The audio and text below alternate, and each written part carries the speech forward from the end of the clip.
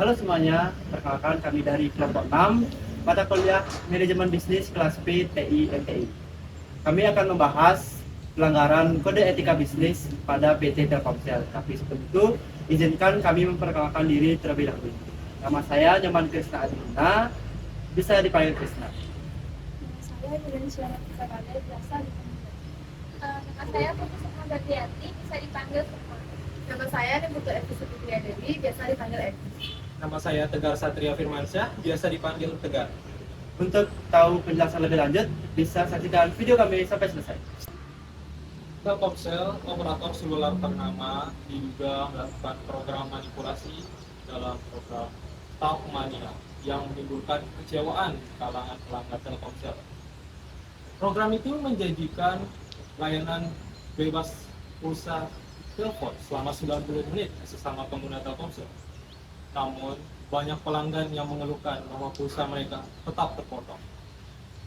Mulyadi, salah seorang warga Kota Medan, menyatakan bahwa meskipun sudah mendaftar di layanan SMS TM-On seperti yang diinstruksikan, Mulyadi hanya mendapatkan permintaan maaf tanpa penyelesaian yang memuaskan, meskipun pulsanya terus tetap terpotong.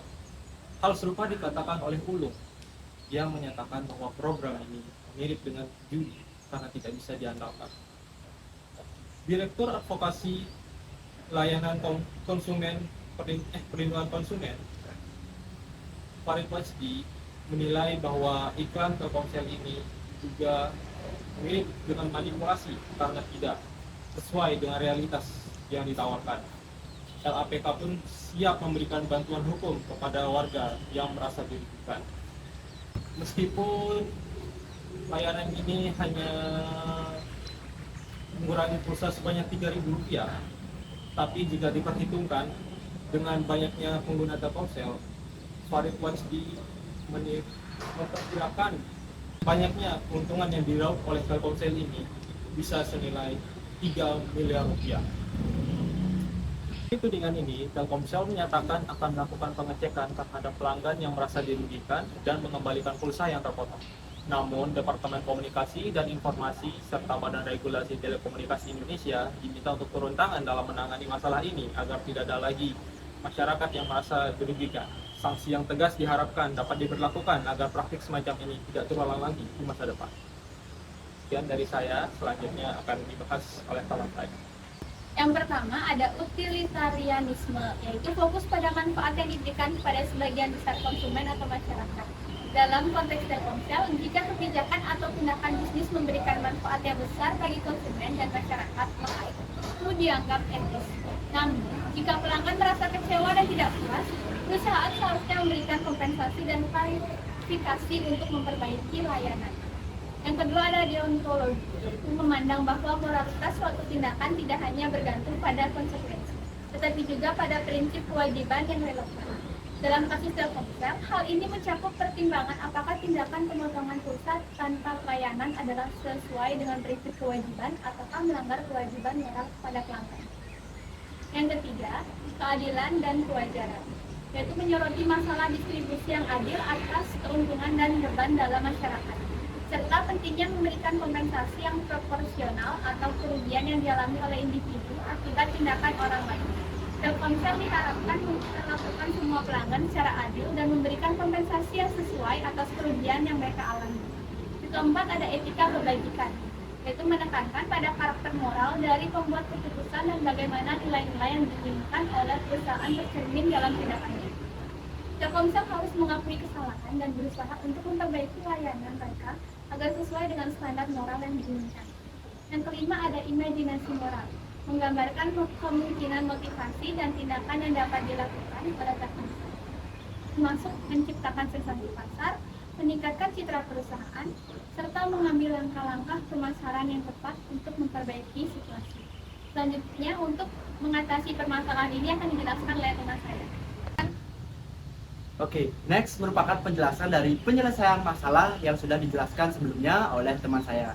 Jadi, ada beberapa hal yang bisa kita laksanakan untuk menyelesaikan permasalahan-permasalahan yang terjadi pada kode etik bisnis tersebut. Yang pertama yakni kompensasi kepada pelanggan. Yakni perusahaan bisa memberikan kompensasi kepada pelanggan ketika ada pelanggaran atau ketika ada kesalahan dari perusahaan kepada konsumen yang menggunakan layanan Telkomsel. Yang kedua ada perbaikan layanan. Dengan perbaikan layanan, kita bisa atau perusahaan bisa memperbaiki layanan yang diberikan kepada konsumen sehingga konsumen dapat mendapatkan kepuasan untuk menggunakan layanan Telkomsel. Yang ketiga ada transparansi dan klarifikasi dari Telkomsel, yakni Telkomsel harus lebih transparan dalam memberikan informasi kepada konsumen khususnya. Yang keempat ada pengawasan internal. Dengan dilaksanakannya pengawasan internal, maka pihak Telkomsel bisa lebih tahu apa kekurangan dan apa yang harus dilaksanakan oleh Telkomsel untuk menangani permasalahan yang terjadi.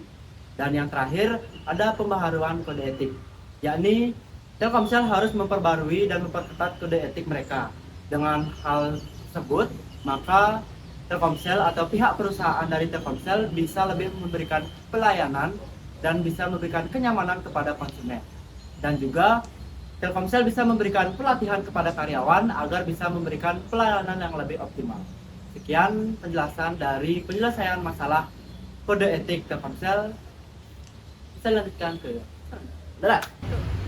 Baik semuanya, dari kasus yang sudah dijelaskan tadi mengenai Telkomsel terkait pelanggaran etika bisnis, dapat disimpulkan bahwa Telkomsel harus mengakui dan bertanggung jawab penuh atas pelanggaran yang terjadi. Perusahaan juga harus berkomitmen untuk memperbaiki kerusakan-kerusakan yang terjadi dengan mengambil langkah-langkah konkret untuk memastikan bahwa kedepannya tidak akan ada lagi pelanggaran seperti ini.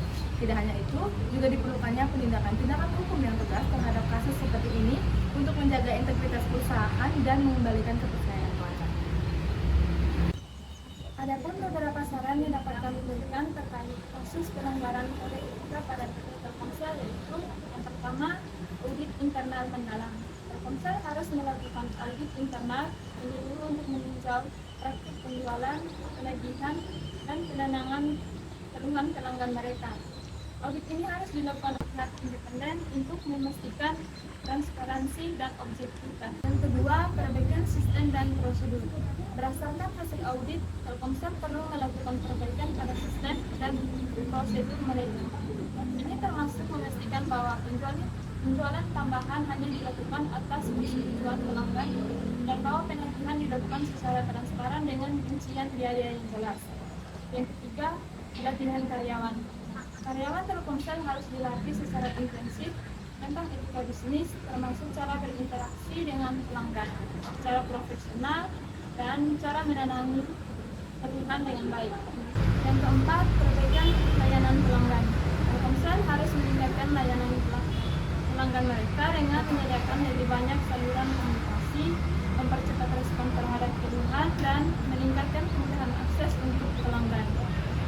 Yang kelima, keterlibatan pelanggan. Telkomsel harus melibatkan pelanggan dalam proses perbaikan dengan mendengarkan masukan mereka, memberikan survei kepuasan pelanggan secara berkala, dan merespon umpan balik dengan cepat. Yang keenam, penerapan sanksi. Telkomsel harus memperlakukan sanksi yang sesuai terhadap karyawan atau pihak yang terlibat dalam pelanggaran etika bisnis sebagai upaya untuk mencegah kejadian serupa di masa depan.